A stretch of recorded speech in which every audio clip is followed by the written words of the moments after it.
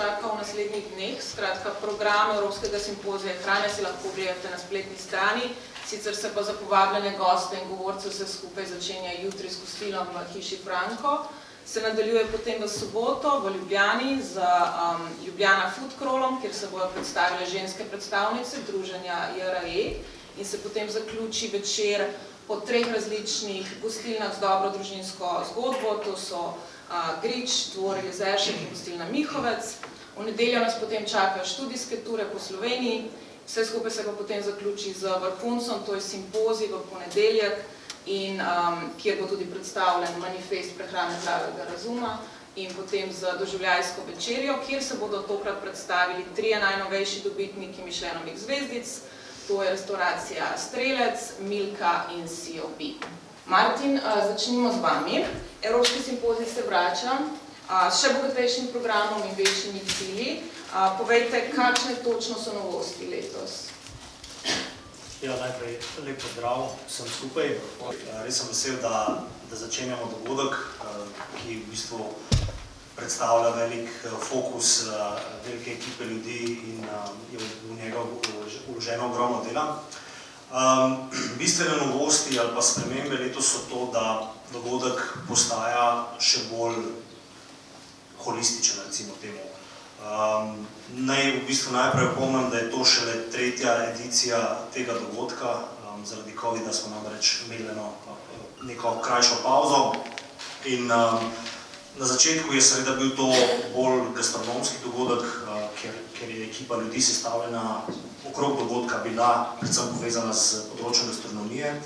Že od samega začetka je bila pa ambicija dogodka, da je več kot samo gastronomski dogodek, da se ukvarja z prehrano celostno, kajti gastronomija je le delček prehranskih sistemov, ki so izredno pomembna in pereča tema v svetu, v katerem živimo. Zato je v bistvu bil pomemben dosežek letošnjega simpozija, da poleg Andreje imamo dodatno kuratorko, Afton Halloran, dr. Afton Halloran, ki v bistvu je kuratorka za področje trajnosti oziroma prehranskih sistemov.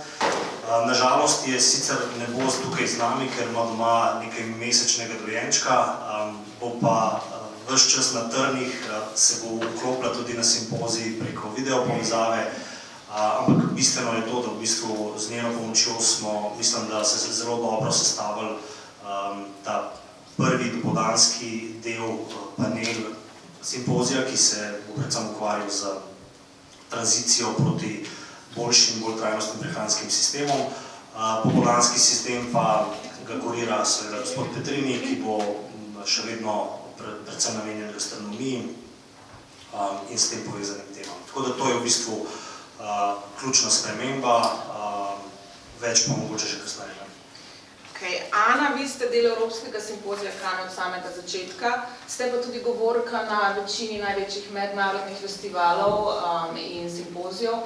Povejte, kam v to družbo umeščate Evropski simpozij hrane, kako se loči od ostalih? Ja, dober dan vsem. Hvala lepa, da sem lahko tu. Jaz mislim, da če vprašaš nekoga, ki toliko potuje po konferencah, po kongresih, zakaj včasih rečem, da nekam ne grem, je zato, ker ne najdem načina, kako se lahko izrazim oziroma povem to, kar mislim.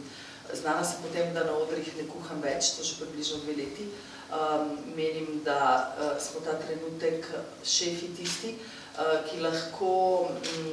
ki smo lahko neke vrste vzor ljudem v vsakdanjem življenju, da spremenijo način razmišljanja o tem, kaj je fajn jest, kaj je dobro jest, kdaj kaj jest, koliko jest.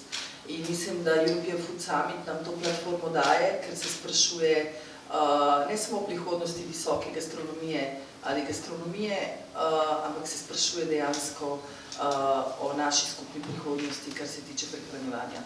Tako da mislim, da je strokovno, bolj strokovno bi skoraj težko bilo. In jaz mislim, da lahko reče samo Andreja, Martin, najlepša hvala za takšno organizacijo, ker je takih konferenc na svetu malo oziroma premalo. V Sloveniji že imamo veliko destinacijsko restauracijo, to je hiša Franko. Kako pomembno pa je imeti festival kot je Evropski simpozij hrane? Kakšne nove dimenzije prinaša tak dogodek za slovensko gastronomijo in za razvoj Slovenije nasploh? Mislim, predvsem, če pogledate listo novinarjev in šefov, ki prihajajo na ta simpozij oziroma na konferenco, je sorazmerno impresionanten. Veliko njih se ne bi nikoli premaknilo, tako kot sem jaz prej rekla, zakaj rečem včasih ne grem na dotično konferenco, ker imam občutek, da je to samo še ena konferenca. To očitno ni samo še ena konferenca, ker dejansko je lista povabljenih oziroma nepovabljenih, tistih, ki prihajajo, pisana izjemna, kar istočasno postavlja Slovenijo na tisti gastronomski zemljevid, kamor si želi biti plasirano oziroma kamor tudi sodi. Tako da bi rekla, da jo s tem dela tudi kulinarično destinacijo. Kdorkoli bo tu, bo imel izjemno zanimive izkušnje, ne samo v Ljubljani, ampak po Sloveniji, z najrazličnejšimi gastronomskimi dobrotami, od restauracij do predelovalcev, proizvajalcev, kmetov in mislim, da bo vtis izjemen. In to je pač praktično najboljša vizitka. Malo bi zbodla, Evropski simpozij hrane se od samega začetka vrti okoli tega koncepta trajnosti. Besedo tudi šefi zelo radi uporabljate, novinarji zelo radi uporabljamo, preradi. Kar nekaj šefov se zato v zadnjem času nekako distancira od te besede trajnost. Kako vi gledate na to? Mislim, jaz sem med prvimi tista, ki pove na glas, da Hiša Franko je izjemno trajnostna, ni pa povsem trajnostna in mislim, da je to ena najbolj izrabljenih besed današnjega časa, tako kot smo včasih izrabljali besedo dobrodelnost. Se pravi, kdorkoli je rekel, da je nekaj dobrodelno, je dobil ogromno pozornosti, tako danes se ravnamo s trajnostjo. Kaj pa trajnost zares je, sem prepričana, da od 100 šefov 29 ne zna odgovoriti, pa mi tudi ne verjetno. Slovenska turistična organizacija je že od samega začetka partner Evropskega simpozija hrane in v zadnjih letih resnično veliko vlaga v razvoj Slovenije kot gastronomske destinacije, butične destinacije. Zdaj, odzivi tujih novinarjev in gostov iz prejšnjih let potrjujejo, da greste v pravo smer. Kje vi vidite pomen takega festivala, ko gre za neko neposredno promocijo destinacije? Najprej lepo pozdravljam in tudi v mojem imenu in v imenu Slovenske turistične organizacije. Drži, kot je izpostavila Kaja, s to že dolga leta sistematično gradimo na podpori razvoju gastronomskega turizma, pa seveda tudi načrtni pa zelo ciljni promociji, da pozicioniramo Slovenijo kot zeleno butično gastronomsko destinacijo. In že pred leti smo seveda postavili prvo gastronomsko strategijo, kasneje tudi akcijski načrt razvoja in trženja gastronomije in tam tudi definirali preplet različnih aktivnosti, dejavnosti, s katerimi dosegamo dva ključna cilja na tem področju. Eden je seveda še vedno v prvi vrsti do takrat dvigniti prepoznavnost Slovenije kot gastronomske destinacije in pa pospeševati ali pa podpirati prizadevanja za trajnostni razvoj. In zdaj, če odgovorim direktno na vprašanje, kaj prispeva tak festival, definitivno prispeva zelo pomembno prispeva k uresničevanju in doseganju obeh ciljev, tako z vidika same prepoznavnosti destinacije, pa tudi promocije ali pa podpiranja trajnostnih praks. Pomembno se nam zdi pa tudi to, da je to evropski festival in Slovenija je del Evrope. Vemo, da se je svet v zadnjem času precej spremenil, Evropa že dolgo ni več, ali pa svet ni več dolgo evropocentrična, kako se pač temu reče. Je pa Evropa kljub temu še vedno, lahko rečemo, svetovna velesila z vidika postavljanja nekih norm, normativna velesila in to, da se v Sloveniji dogaja Evropski festival, ki postavlja norme, tudi ko govorimo z vidika področja trajnosti, se nas zdi pa izredno pomembno, ker to postavlja Slovenijo v središče tudi na tem področju, ko govorimo o razvoju neke kritične misli na področju naše prehranske prihodnosti. Drug pomemben vidik tega festivala so pa seveda nekaj lahko izmerimo z vidika številnih objav. Dogajanje na tem festivalu povzamejo številni mediji, ne samo tisti, ki so tukaj prisotni, ampak tudi širše. Pomembno se nam zdi pa tudi tisto, kar ostane potem po teh objavah, neka ponos, zagon, navdušenje, energija, ki ostane na destinaciji. ko se festival že zaključi in to je neko gibalo napredka, razvoja, da smo potem na tem področju lahko vse skupaj še boljši. Letos se ponovno gosti podajajo na tako imenovane študijske ture po Sloveniji, ki so lani precej navdušile. Odkot ste lani dobivali najboljše odzive in kaj se gostom obeta letos, torej v nedeljo?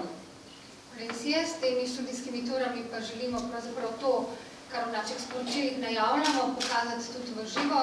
Vedno se potrudimo, da zasnujemo ture na tak način, da predstavimo tiste posebnosti Slovenije, najboljše prakse, pa seveda uravnoteženo predstavimo vse ali pa pretežno vse predele Slovenije. Zdaj, kaj je bilo lani najbolj uspešno, težko bi rekli, novinarji so pravzaprav pokrili vse ture, težko bi izpostavili, da je bilo nekaj prav posebej, predvsem pa navduši ta pristen stik z ljudmi, in njihov odnos do stvari, s katerimi se ukvarjajo, ta povezanost na destinaciji, pristnost, avtentičnost, nezlaganost, poštenost, če hočete. To je potem tisto, kar potem seveda vse v navezavi s tem, kar počnejo, z hrano, s pridelavo, predelavo, ponudbo hrane. Tako da nekaj podoben preplet aktivnosti smo pripravili tudi za letos. 4 tudi ture, zelo bogate, celodnevne, lani smo jih zaključili po popoldanskem času, letos bojo kar celodnevne, ena bo šla na Štajersko, ena v Savinjsko regijo, Posavje in pa Goriško. Vedno pa naredimo tako, da v ture vključimo, bom rekla, nek tak cel lokalni ekosistem, ne zgolj samo gostinske ponudnike, ampak tudi kot prej omenjeno pridelovalci, vinarije, različne zanimive posameznike, ki so posredno ali pa neposredno povezani z gostinskim turizmom. Kje pa vi osebno vidite najmočnejše zgodbe Slovenije? Je to fine dining, so to vinari, kmečki turizem, mogoče kaj drugega? Kaj je tisto, kar najbolj navduši gastronomske novinarje, ki so videli že vse, izkusili vse in pojedali vse?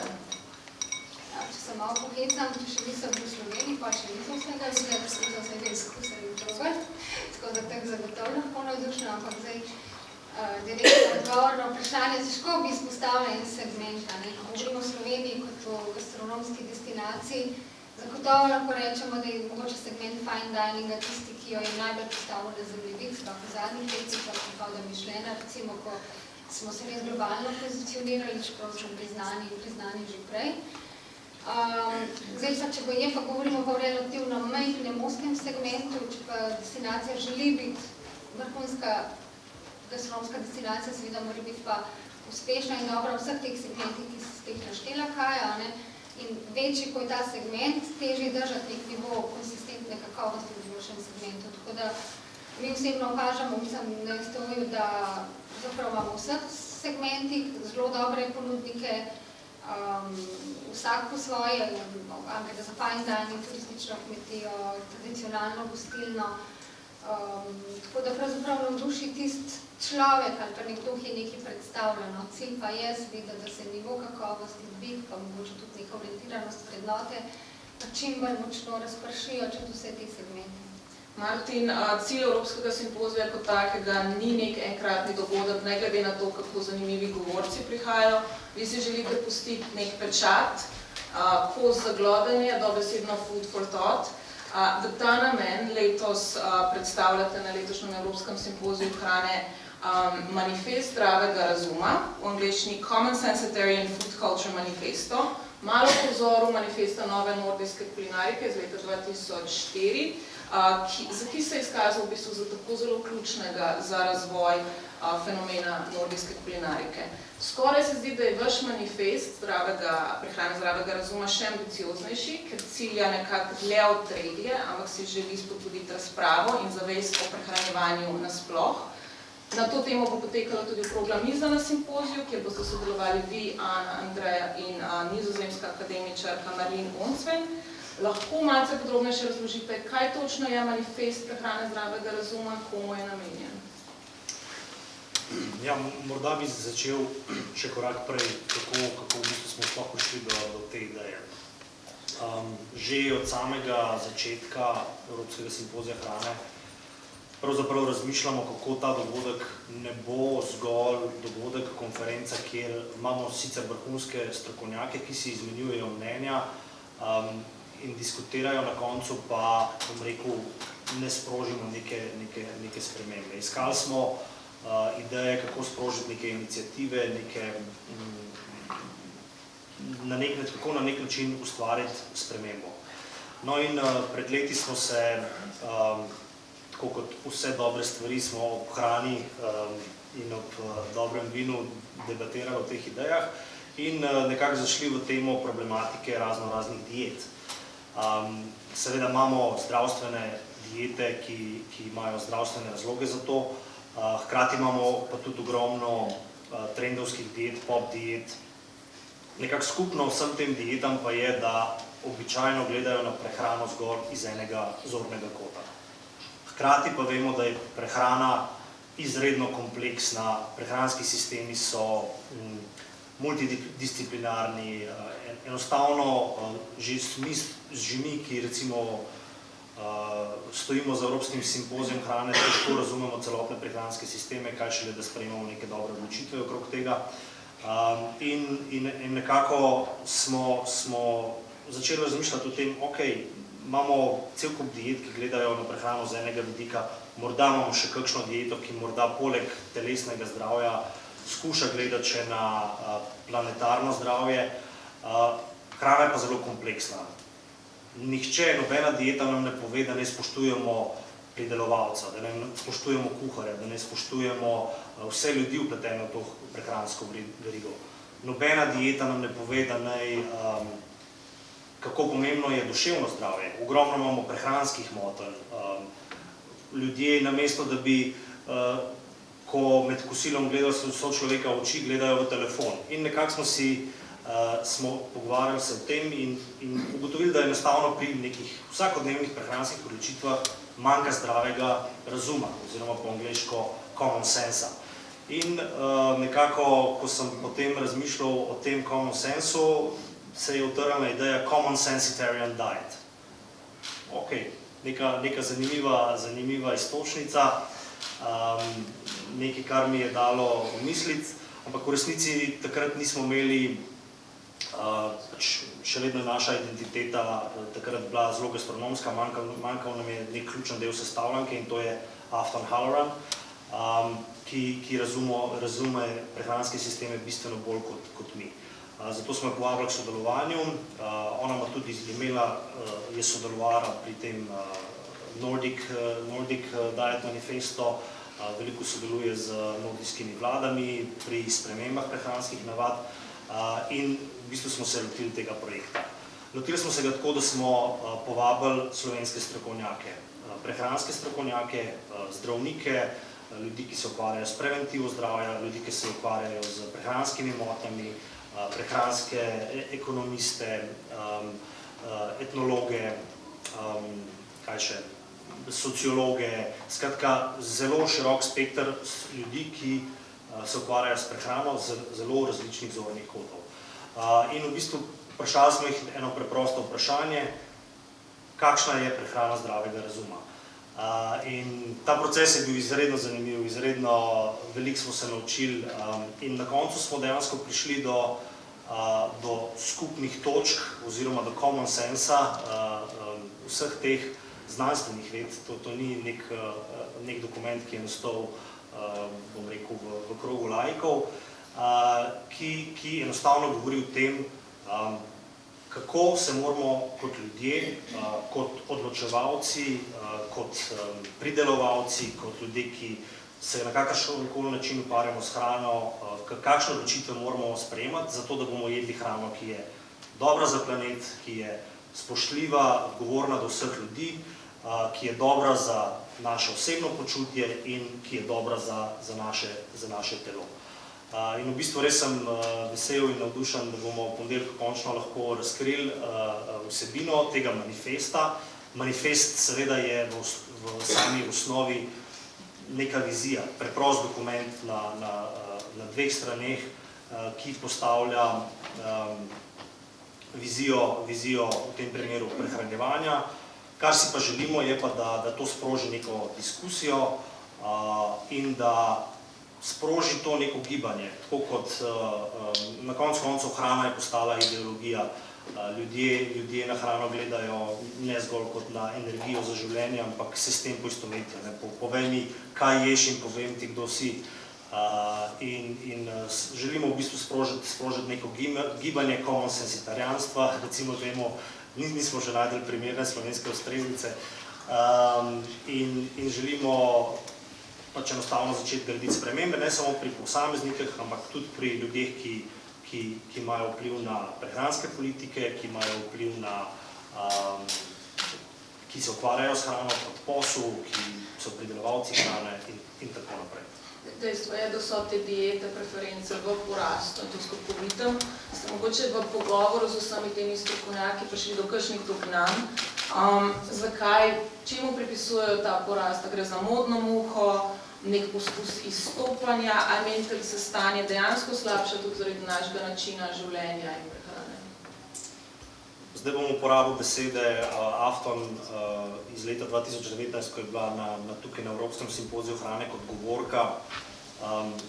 Sploh, če govorimo zdaj v Evropi, je hrana dejansko postala nova religija. Ljudje se s tem izražajo svoje vrednote, svoj način življenja in zdaj, kaj pa prispeva k temu, da imamo tak porast različnih diet, so pa seveda različni razlogi. Največ je seveda nekih prehranskih diet, ki se ukvarjajo s telesnim zdravjem, kjer je cilj hujšanje, kjer je cilj pridobivanje mišične mase, kakršenkoli športni cilj že imajo posamezniki.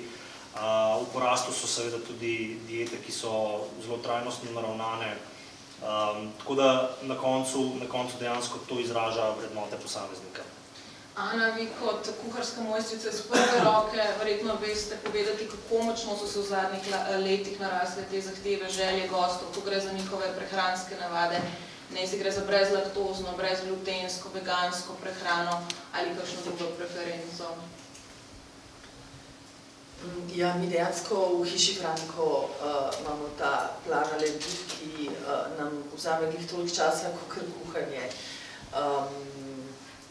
normalnega menija. V bistvu alergije upoštevamo, intolerance upoštevamo, in kar pomeni približno dvojno delo za kuhanje istega menija, ker se pač iz krožnika oziroma jedi stvari ne samo vzamejo. Se pravi, če ti ne ješ, ne vem, jagode, ne vzamemo jagode iz sladice, ampak jagode nadomestimo z nečim drugim. Tako da v bistvu približno en teden pred začetkom delovnega tedna se pregleda alergije in se kuharska ekipa pripravlja na diete. Ali mislite, da bi mogli ljudje s takimi ali drugačnimi dietami, če sem malo provokativna, povsem opustiti obiske restavracij, bi mogoče mogli za en dan opustiti ta svoj režim? Ali menite, da je naloga restavracij, da se pač prilagodijo vsem tem željam? Jasno, tu je govora o preferencah in dietah, ne o pravih alergijah. Ja, moj oče je drugač zdravnik, diabetolog, ki se je celo življenje ukvarjal tudi z alergijami. In ko sem mu pokazala naš seznam alergij, se je prijel za glavo, da to dejansko ni mogoče.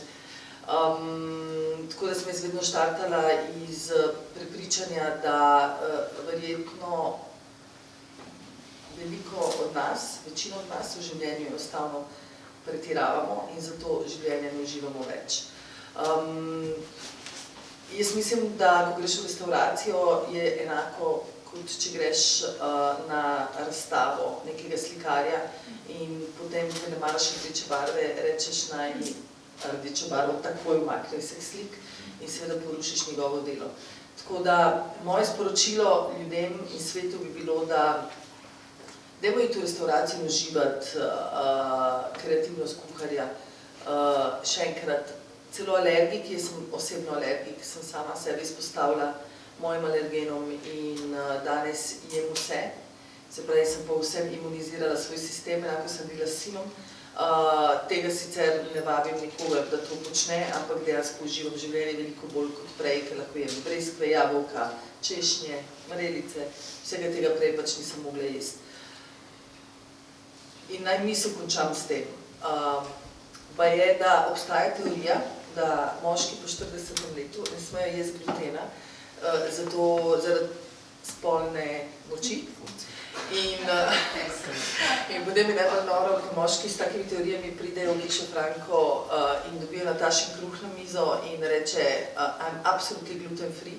In potem poje ne samo celo košaro kruha, prosi za še eno in še za eno.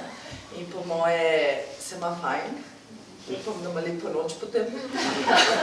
Tako da bi rekla temu, da življenje je vsem tem, kar nas razveseljuje, tako da diete lahko stanejo za doma, da gremo vam pa dajmo uživati.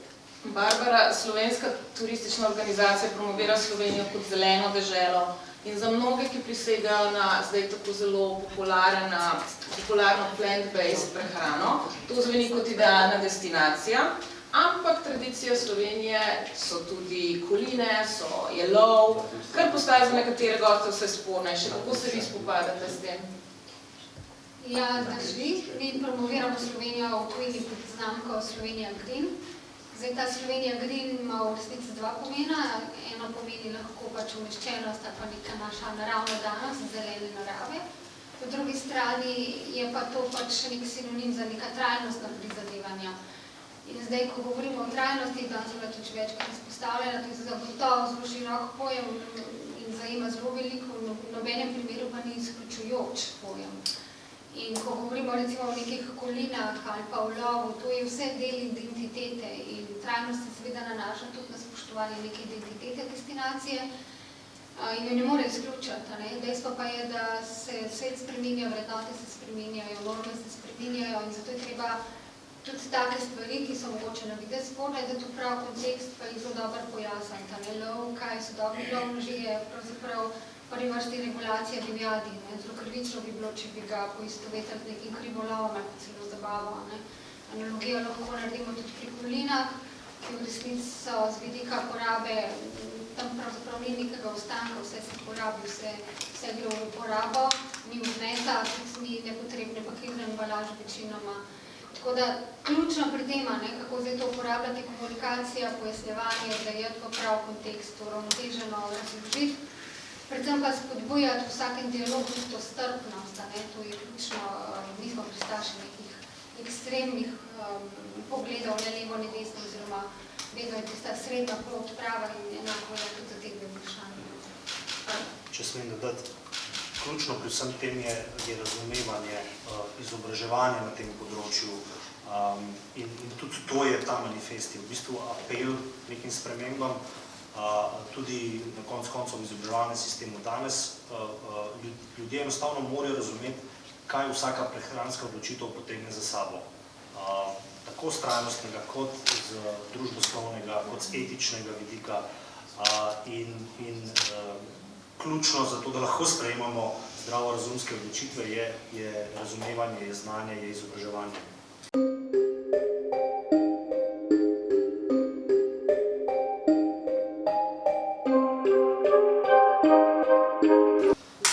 Jaz mislim, da je treba pogledati v zgodovino, kolikokrat je gastronomija že spisala neke trende, ki so se potem preselili do kmetovalcev, do trgovin in tako naprej. Pa je to lahko lokalna hrana, je to lahko manjše porcije v restauracijah, če gledamo zdravstvenega vidika in tako naprej. In moj odgovor temu je ravno ta manifest, ki ga pripravljamo, prehrana zdravega razuma, ki v resnici je apel, da začnemo delati spremembe pri naših prehranskih odločitvah. Vsak lahko dela boljše prehranske odločitve. Neke raziskave kažejo, da vsak povprečen človek sprejme okrog 200 prehranskih odločitev vsak dan. In te prehranske odločitve so lahko boljše, z kateregakoli vidika že. In poleg tega, da je to apel posameznikom, je pa to apel tudi organizacijam, odločevalcem, pripravljavcem politik, prehranskih politik, da mora kvalitetna hrana postati dostopna, da mora zdrava hrana postati dostopna vsakemu. Mi seveda nimamo v rokah teh politik in ne moremo tega osebno narediti. Tako kot pa sem že rekel, se je zgodovina že pokazala, da je pogosto gastronomija, šefi so bili neki pionirji sprememb, si želimo to narediti tudi na tem področju.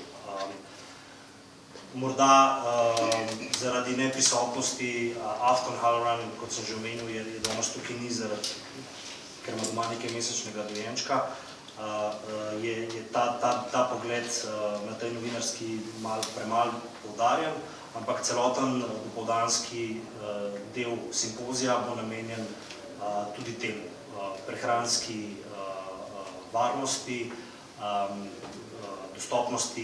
dostopnosti hrane, ne samo hrane, zdrave, kvalitetne hrane, čim več ljudem. Še kakšno vprašanje? Potem bi se pa jaz lepo zahvalila vsem govorcem in